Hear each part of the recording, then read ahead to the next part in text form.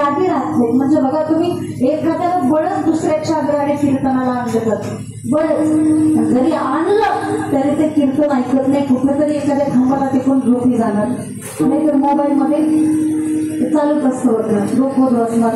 म्हणजे हित माहिती पण हिताच्या ठिकाणी जागा नाही. महाराज म्हणतात बलात्कारी जरी आगीला सपलीसी निद्रा विरुडासी कोणिया. म्हणजे हित माहिती पण हिताच्या ठिकाणी जागा नाही. काही लोकांना हितही कळत नाही आणि ते त्या हिताच्या ठिकाणी जागेही राहत नाही. म्हणजे तो वर्ग काय म्हणतो की पुण्य म्हणजे भुलतात आणि पाप म्हणजे धमकी. हा महाराज लोकांचा काय आहे?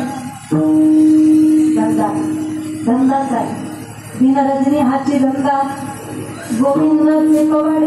जोपर्यंत जगायचं, जोपर्यंत मज्जा करायची तोपर्यंत त्याला हितही कळत नाही. तो ते हिताच्या ठिकाणी जागाही राहत नाही, पण त्याला हित कळतं. आणि जो हिताच्या ठिकाणी जागा आहे, महाराज म्हणतात धन्य माता पिता मयाचिया. बघा कीर्तन हे नेहमी लक्षार्थाने ऐकायचं बरं का. कीर्तन हे वाच्यार्थाने ऐकायचं नाही. कारण बघा महाराज या ठिकाणी या वर्गामध्ये म्हणतात की तुम्ही जागा राहिलं पाहिजे. मग जागा राहायचं म्हणजे नक्की काय करायचं?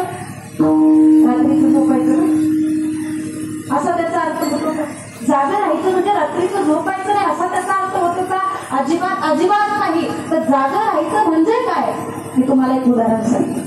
जर समजा एखादा उमेदवार निवडणुकीसाठी उभा राहिला, बरं का, उभा राहिला, मग तो काय कधी खाली बसतच नाही ना?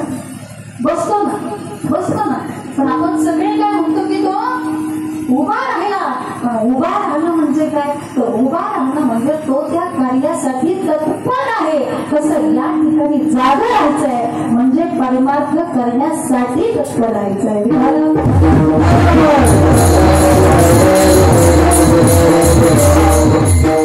तसं आपण व्यावहारिक बाबतीमध्ये जागे, पण परमार्थिक बाबतीमध्ये आपण मात्र झोपलेलो आहोत. त्यामुळे महाराज म्हणतात की तुम्ही आता परमार्थ करण्यासाठी जागे राहा, परमार्थ करण्यासाठी तत्पर राहा. आणि बऱ्याच ठिकाणी महाराजांनी आपल्याला जागे राहण्याचं या ठिकाणी उपदेश केलेला आहे. एके ठिकाणी महाराज सांगतात स्मरण करा पंढरीला भावी चरणी देवा कवी व्यवहार.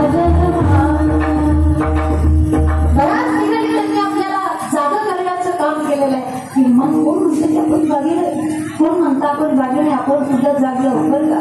कारण आपल्याला प्रत्येकाला असं वाटतं की आपण श्रीमंत असावं, प्रत्येकाला कोणाला वाटतं का आपण गरीब असावं, प्रत्येकाला असं वाटतं आपण श्रीमंत असावं, प्रत्येकाला असं वाटतं आपण धनवान असावं, प्रत्येकाला असं वाटतं आपण पुण्यवान असावं, प्रत्येकाला असं वाटतं आपल्या बरोबर कोणाची भांडण तर नसावी तर आपली पण कोणासोबत नसावी. म्हणजे प्रत्येकाला असं वाटतं की आपण निर्भय असावं, आपल्याला कोणाचीही भीती नसावी.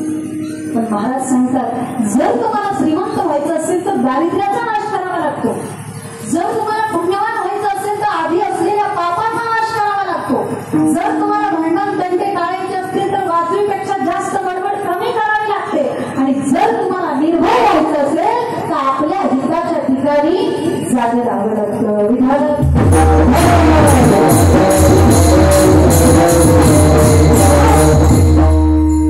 कारण मौनाने कलाचा नाश.